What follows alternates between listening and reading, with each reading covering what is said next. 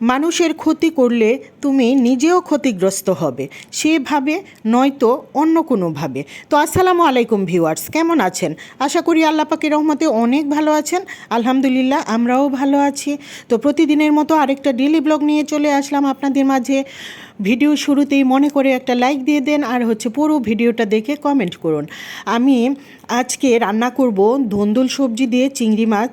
তো একদিকে হচ্ছে জ্বর, আর একদিকে হচ্ছে প্রচণ্ড গরম। তারপরেও আমাদের গৃহিণীদের কিছু কিছু দায়িত্ব আছে, অসুস্থ শরীর নিয়েও সেগুলো অল্প সময়ের জন্য হলেও পালন করতে হয়।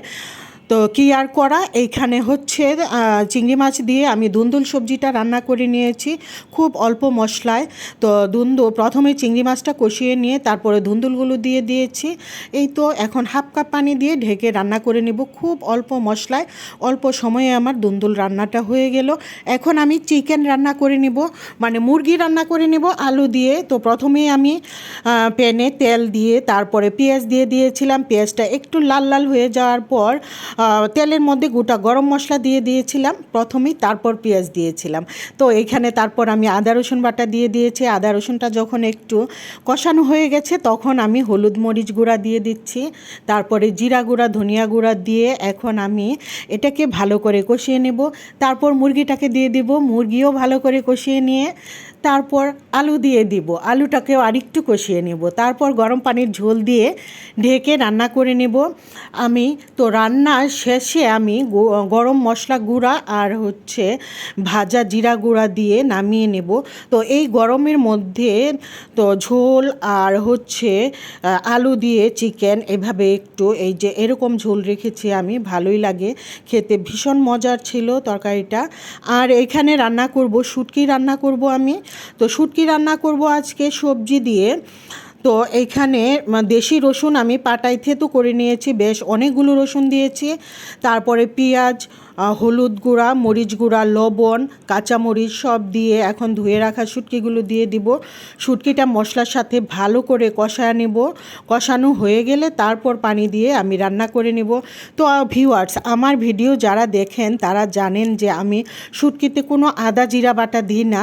তো আমি শুধু দিয়েছি এখানে রসুন, কাঁচামরিচ আর পেঁয়াজ, আর দিয়েছি হলুদ গুঁড়া মরিচ গুঁড়া, আর কোনো মশলাই দিব না। আর তো শুটকি লাগবেই। তারপরে লবণ দিয়েছি। এখন কষানো হয়ে গেলে আমি সবজিগুলো দিয়ে দিব। সবজি দিব আমি এখানে আলু, বেগুন, টমেটো। তো আলু বেগুন দিয়ে শুটকি আসলেই মজা হয়, যে কোনো শুটকি দিয়েই আলু বেগুন রান্না করা হলে এটা মজা হয় খেতে। তো আমি সবজিটা সুন্দর করে কষাবো, অনেকক্ষণ ধরে সবজিটাকে কষাইয়া তারপর পানি দিব ঝোলের জন্য। ঝোলের পানি দিয়ে ঢেকে তারপর আমি শুটকি রান্না করে নেব। তো ভিউয়ার্স, আজকে শুটকিটা তো ভীষণ মজা ছিল। আর এটা আমার গাছের মানে তাজা তাজা টমেটো দিয়ে শুটকি রান্না, খুবই মজা ছিল। একটু টক ছিল যেহেতু আমি বেশি পরিমাণে টমেটো দিয়েছি, ভীষণ মজা হয়েছে আলু টমেটোর সাথে। এই শুটকিটা ছিল আমার সুরমা মাছের শুটকি। তো এই তো ঝোলের পানি দিয়ে দিলাম, এখন ঢেকে শুটকি রান্না করে নেব। ঢেকে কতক্ষণ রাখলেই আমার শুটকি রান্না হয়ে যাবে। আলুটা সেদ্ধ হয়ে গেলেই শুটকির তরকারিটা আমি নামিয়ে নেব। তো আপনাদের সাথে এই ছিল আমার আজকের ভিডিও। সবাই অনেক ভালো থাকবেন, অনেক বেশি ভালো থাকবেন, আর বেশি বেশি পানি খাবেন। আল্লাহ হাফেজ।